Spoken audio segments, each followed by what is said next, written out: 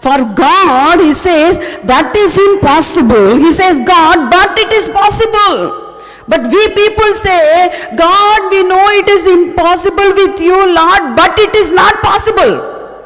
That's what we say. But God says, see, it is not possible for you. It is not possible for you. You see the darkness all over the world, but I can lighten the world through you. Hallelujah. You know one thing, it is impossible for God to do anything on the earth without you and me. Maybe you don't get my point. Recently I was preaching on the subject. Maybe tomorrow or 2 days after tomorrow also I may preach on that. See, after the resurrection of the Lord Jesus, did he go and conduct any public meeting? Any gospel meeting? Or did he go and preach about his blood? About the cross, about the resurrection? No.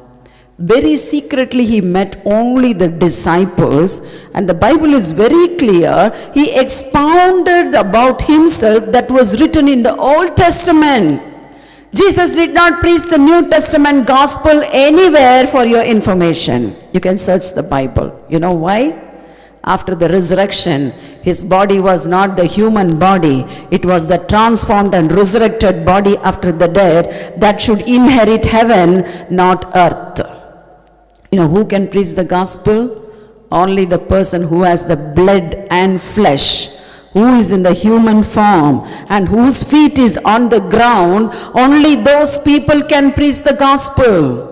Even the angels are not worthy to preach the gospel. Only they can look at the place where the gospel is preached and they can rejoice in heaven. Are you not more worthy than all this? Are you not happy that God has given us this privilege to preach the gospel? Hallelujah. That is why we see in the Bible, we have to know the Bible from the heart of God. I read it like that. One day I was reading about the Lazarus, the beggar, and the rich man. And the Lord told me, and we see the person who was in the hell, he was saying, the rich man was saying, God, send someone from this heaven to go and preach. The Lord told, no one is going from here to the earth. No one can come from the hell to the earth, or no one can come from the heaven to the earth to preach the gospel. And the Lord says, there are prophets and there is Moses also. Moses represents the prophets in the Old Testament, and all the prophets in all the books in the Old Testament they all represent the word of God. But today we don't need Moses because he preached the law. We don't need the Old Testament prophets today to bring fire. But today you and me, we are here to not to bring the fire to burn the people, but to bring the real fire, that is the Holy Spirit, on the people, to empower the people, not to destroy the people. Not to destroy the people. So that is my purpose on earth. I don't want to bring any fire from earth and burn the people. He burned the people. They didn't get saved. 450 prophets, the Baal prophets were dead. 400 people who performed all the rituals were dead. But I'm telling you, if I were there, you know what I will do? I will literally bring the fire of God. The fire is the Holy Spirit. It's the Holy Spirit that can bring a transformation in the life of the people. Otherwise, the gospel will not be accepted by the Gentiles. So my challenge is, Lord, take me to places where you need me, Lord. Where I am in need. Don't take me to any places where I am not needed. I preached to some millions of souls till today in TV, in mass meetings, in public meetings. Every day it will be preaching for me. I search for new souls. I search, is there anyone? Lord, is there anyone? I see when the fire of God, we see in India certain times we hold gospel meetings, and when I pray, people get slain in thousands sometime. And when some people, I call them for testimony, it will be a very big stage, nearly 100 feet stage. And on the stage, I'll call the youth sometime. And the youth, when they receive the real fire of God, you can see them as though they felt the current shock and electric shock. And their bodies will be like, they will be beating on the floor. I'll tell, oh, wake him up. I'll tell, oh, wake him up. I want to talk to him. I know the youth doesn't come for healing. So when I call the youth and I ask them, hey, what happened to you? That boy will be weeping. I said, what happened? And he will confess his life. He said, all these days I was smoking. I was like this. I was like that. But today I felt the fire of God. I felt the fire of God. I will ask him, what you're going to do, man? He said, they will say, oh, auntie, we are going to go and do the work of God. Hallelujah. I've seen hundreds of testimonies like that. Today, what we can do is much greater than the angels in all seated in heaven. You may think these references in the Bible is something casually written, that the angels are, there's one translation in our Indian language which says, Devadutalu tongi chustunar. Tongi chustunar is, from the heaven, they were just peeping up down. Not standing, they're looking like this. There was in one gospel meeting, I don't remember the place in India, there was a very mass crowd, I think some 40,000 people. And that day, one lady, after the message, I finished preaching and the healing prayer was all over, and I called for testimony, and one lady came running to the stage and she was literally crying like anything. I said, what happened? What happened to you? I was expecting some testimony. She said, Madam, Amagaru, they call Amma means mother. She said, Madam, when you were praying, everyone were closing their eyes, and I suddenly opened my eyes. I felt something in the sky. I opened my eyes and she said, I saw a cluster of angels, and it was almost like a rainy season. She said, these angels were like holding a big umbrellas over the ground, full covering the ground, and we see they were all holding the hands and holding, each one holding like umbrella something. And it was such a surprise. She said, everyone were watching what was happening. And she's a illiterate woman. She has not read the Bible. If it was for some educated person, I would have doubted that she know from the Bible. But she said, I saw the angels. I said, really, did you see? How were they? And she said, after seeing the angels, I looked at your face, and your face was also shining. And she said, something was covering you, something like light. I saw literally light, a man's image in front of you. I knew it was Jesus. And it was Jesus. And after going out of the ground, we heard from the newspaper, and we heard from the people there, what they told? The rain was not there only for 1 kilometer. 1 kilometer is even lesser than a mile. There were heavy rain all over that place except in that ground. Hallelujah. How much I am thrilled to hear that. And this gives me such a boost in my spirit to go and preach more. I tell the people, don't try to stop me. If you stop me, I will do more. If you try to stop me, I'll do more. I tell that to my husband also. Don't ever try to stop me. You try to stop me, I will go more and more. I'll go more and more. This passion for the souls. This passion for the souls. I told the people who asked me an interview in Germany.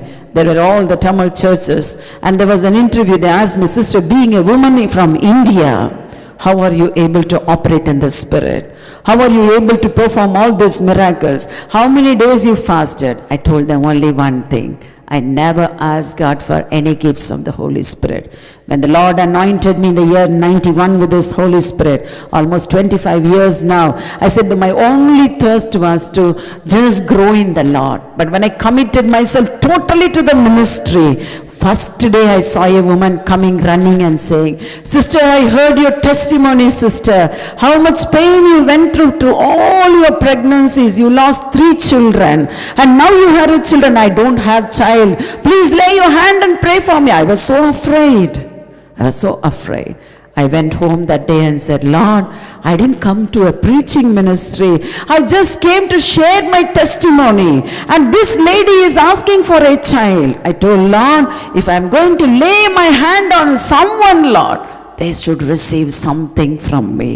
And within few days, God anointed me with one gift of the Holy Spirit. And again, I went to some meeting, I saw people possessed with demonic.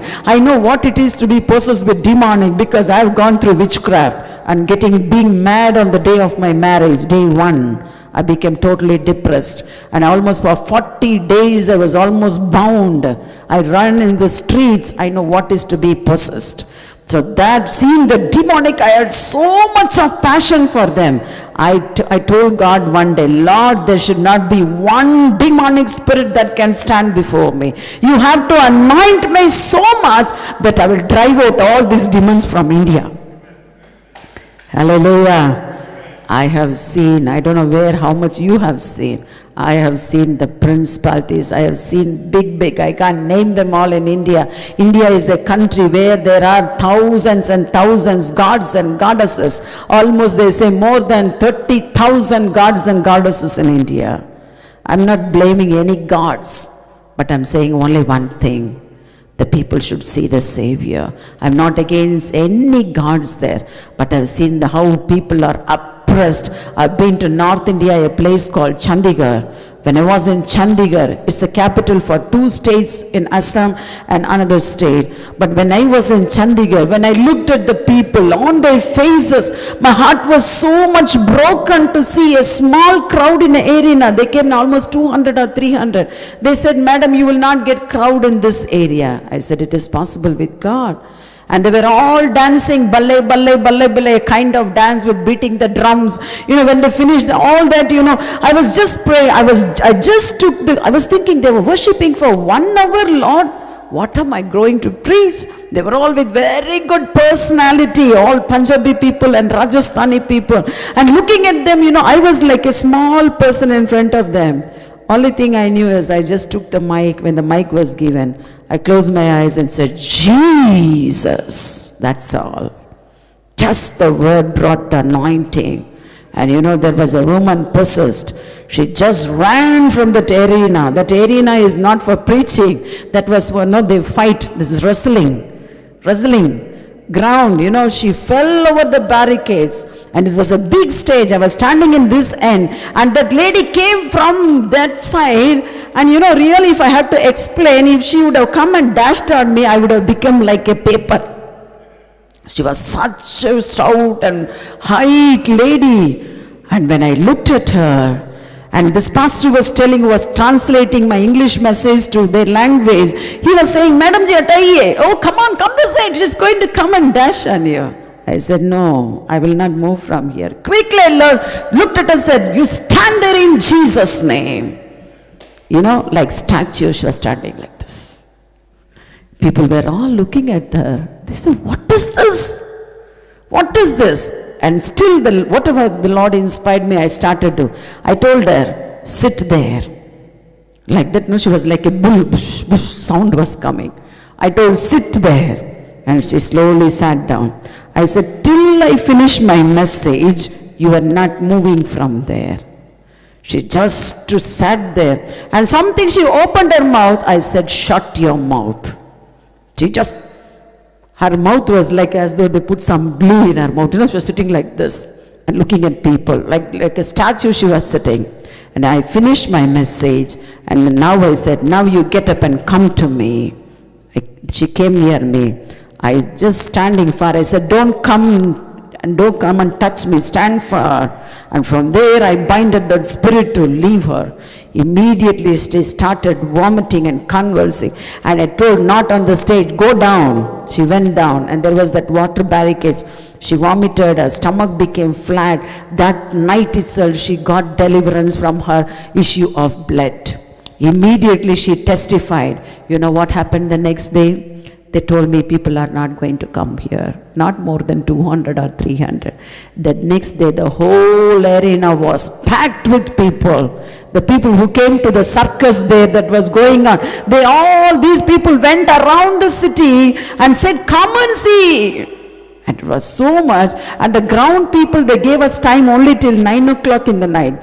The main person who really got deliverance was blessed was the person who was in charge of the ground. He came to the organizer and said, no time restriction. Go on till how, even if you want till 12 o'clock. They said people are not going to be till after 9 o'clock. They all came in small vehicles, they call it tractors. I don't know whether you know about it. They use it to plow the ground. People came in tractors, people came in small wooden bullock carts, and the whole ground was packed. After 2 months, the pastor came me and said, sister, all the churches we had only 20 people and 30 people. Now we are all demolishing the church and making the church big. Hallelujah. Now every church is, I think it's 2 years past now, every church they're having minimum 500 to 1,000 people in that area. Hallelujah. Do you think that cannot happen here? When I was passing, I was saying, oh God, this has changed to hotel. And in some place I saw in some European country, libraries. In America it is all libraries. And so many things. I said, Lord, the gospel should break out once again. And all these buildings should be purchased. And all the churches should be full. Full. That can happen when you open your mouth. When you open your mouth. God has given us only one lifetime. If you don't speak, Jesus said, if you don't speak, that rocks will speak. You know, the rocks is not going to speak, it is going to testify against those people who have not opened the mouth. It will say, oh, this person heard the gospel. He didn't open the mouth. This person is saved. He had not opened the mouth. So it is our privilege. I'm not telling that you have to go to a stage. You don't need a stage. But when you really grow in the work of the Lord will automatically give you a pulpit. The Lord will provide you a stage to speak. So initially, as I told my testimony, I started talking about the Lord over the dead body of my son. Oh, it was the burial place. So can you not do that? You have not gone through all such pains that I went through in my life. But today, I thank God for all that happened in my life. Because of all that, as David said, it's good for me that I'm afflicted, that I may learn your statutes. Because of the afflictions in my life, I became closer to God. And once I became closer to God and started to follow Him, everything started to follow me.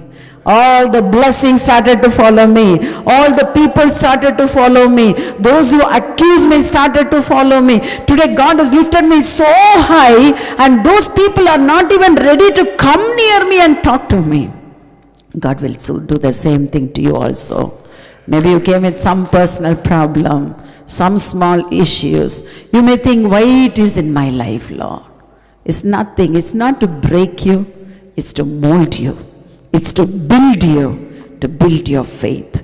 So encourage yourself. There are very few people. Go today and tell the people, send email, send text message, invite your friends, invite your people to come and see what is going to happen tomorrow. You tell them, come and see what the Lord is doing. We did it in the beginning. We didn't know to preach. We used to spend in Indian money lakhs and lakhs of rupees. We used to bring the people to some meetings.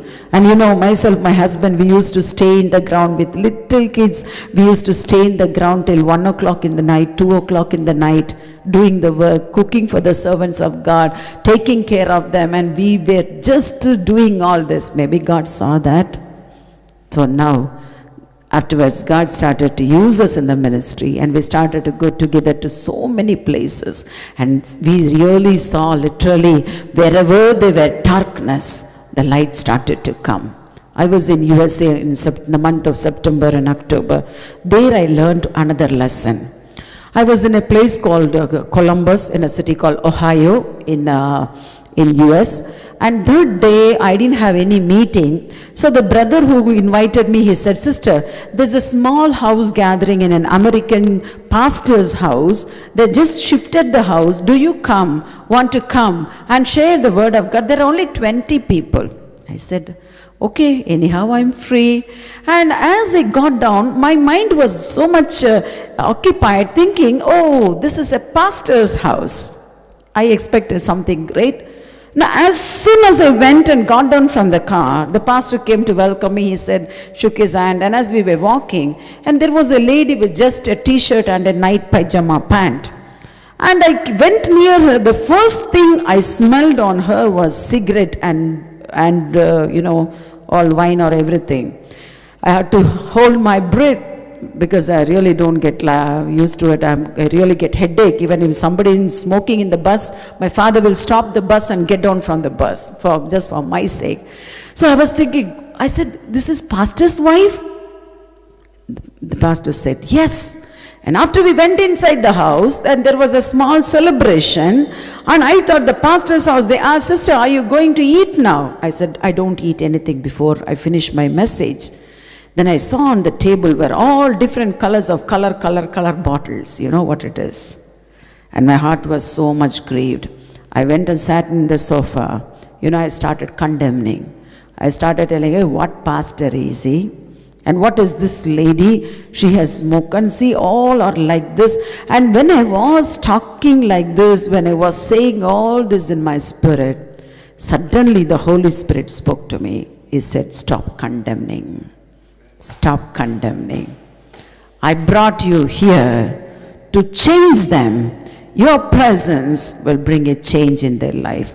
I said, "Okay, God, I'll do what you told me." And they all finished, some were carrying sandwiches in their hand, some were carrying food in the hand. They were coming, just putting the hand and like casually, like eating, like as though sitting in a cinema theater. If it would have been India, I would have told them to walk out of the room. I could not say anything. I was just looking at them. I said, "Okay, I have to obey the Lord." I started to preach. I preached for 30 minutes, and the presence of the Lord came so powerfully on them. They slowly kept aside their food, and they started watching. After the prayer time came, the Lord gave me the word of prophecy. That is how God uses me. I said, "There is somebody here with this problem. Come forward." And I saw a very built man, very good personality. He came forward. And I said, "Well, what are you doing?" He said, "I'm holding a gym. And people come to do exercise there." And I said, "I told about your knee. What happened to your knee and shoulder?" He told me, "I was lifting a very heavy weight, and suddenly that position changed and sprained and fell on my knee, and my knee is broken." Then I said, "Okay, do you believe God can help me?" Then he was saying, "Oh yeah." I knew that he didn't believe.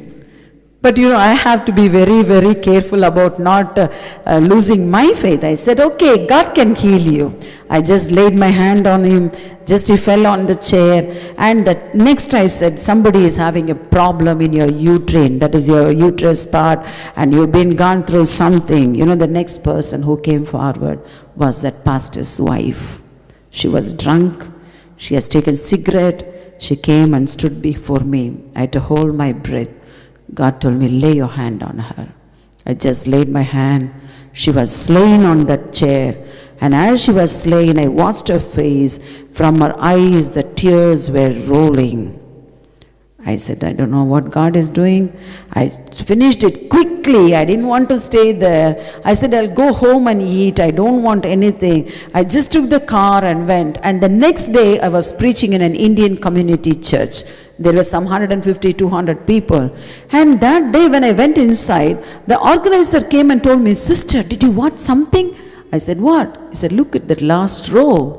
All the people, they came yesterday, they came from that house. Those Americans have come. They don't come to the Indian community church." And I was looking at them. The pastor was there. Of course, the pastor's wife didn't come. And that well-built man was there. And along with him, 3 or 4 people also were there. And the pastor came and gave me an offering in my hand and said, "This is to bless you." I said, "Pastor, why are you giving me now? He didn't give me the last day." And he told me, "Sister, I want to tell you something.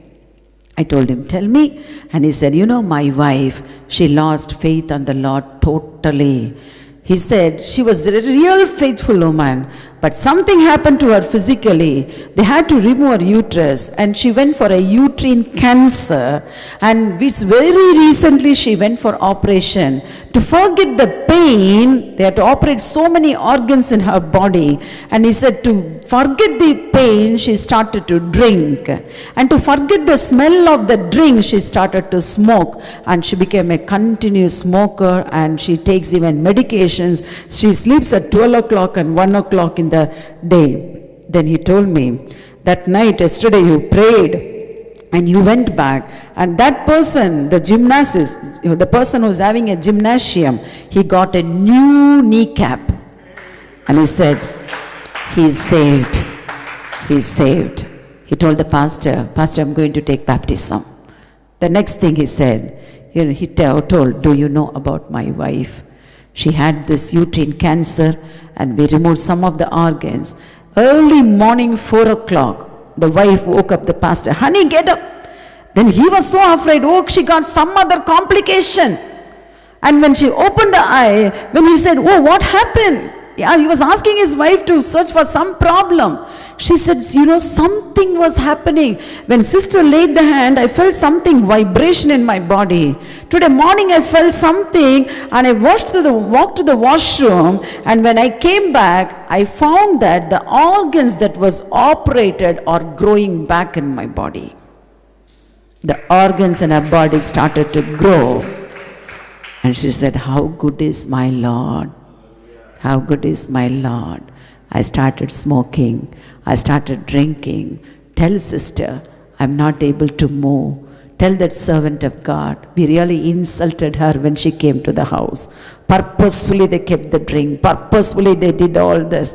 But tell her we are all very sorry. We are going to give up all this, and we are going to be a testimony to the Lord. Hallelujah. Hallelujah. You see the darkness around you? Is not to sit and talk about it. You see the darkness around you.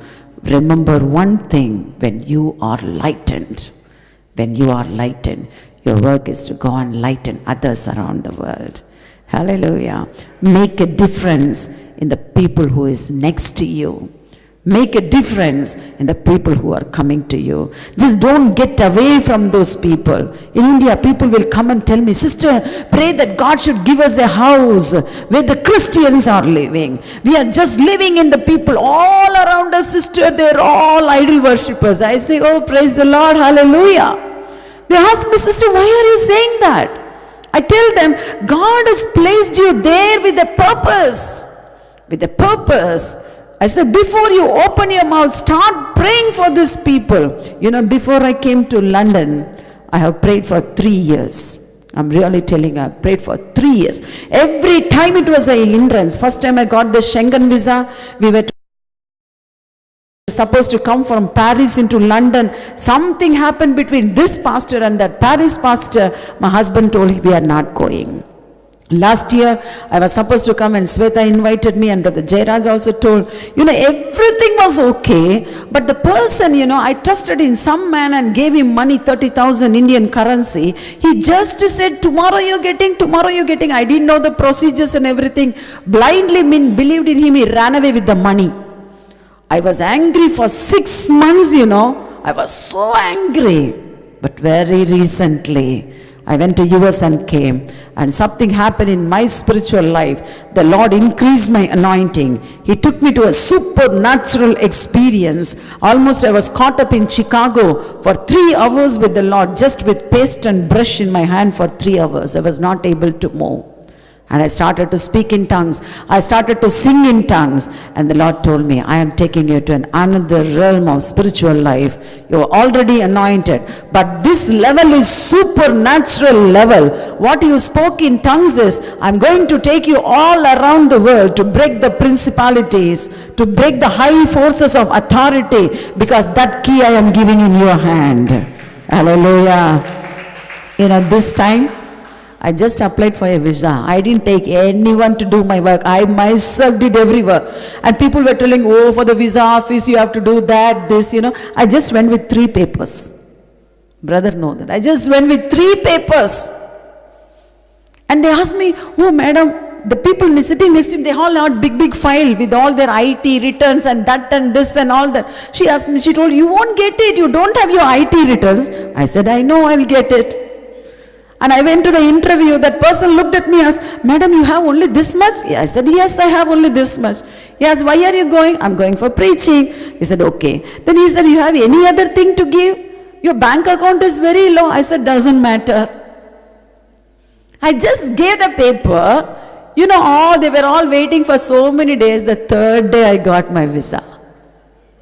I just gave 2-3 photographs of me preaching, and they looked at my passport. So many countries I've traveled. They didn't ask me anything, just gave, because this is God's appointed time.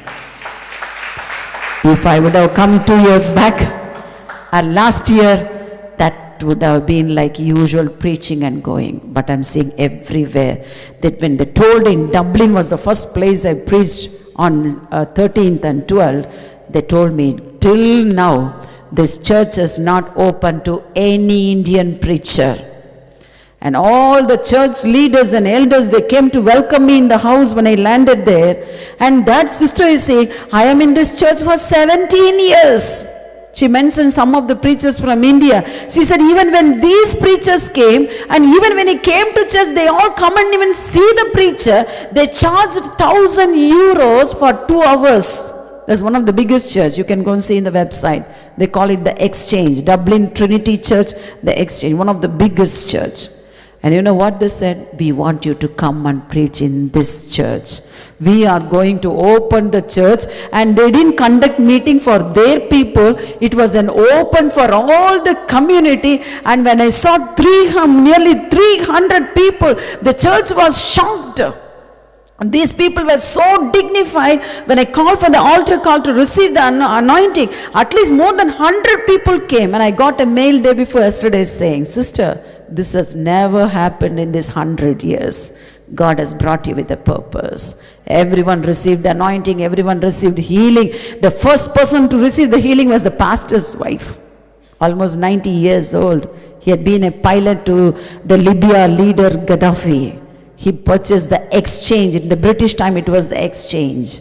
That building is purchased and made it a church. I told, in the coming days, you are going to purchase such buildings all for the Lord. And there's going to be a birth of revival. Hallelujah.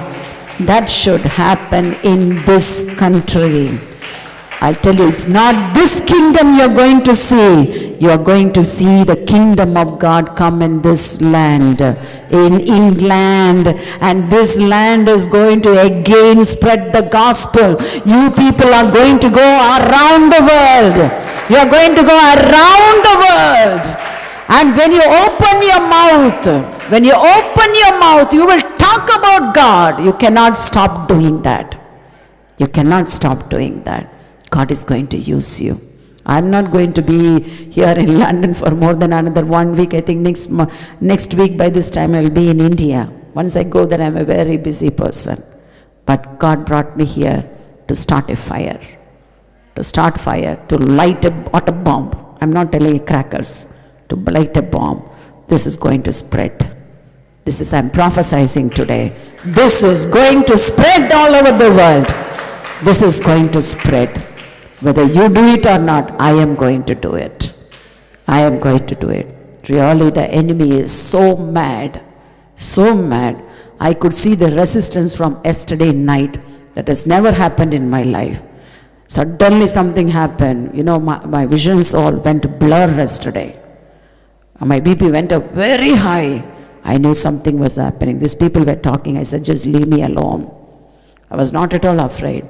I just lie down in my bed. I closed my eyes. I started to confess. I said, my God is over all God, over any darkness, over any powers, over any principalities. He has given me the key in my hand to bring down all the strongholds, to bring down everything that is stopping this kingdom, stopping the kingdom of God. I said, God, nothing should happen to me until your purpose is established.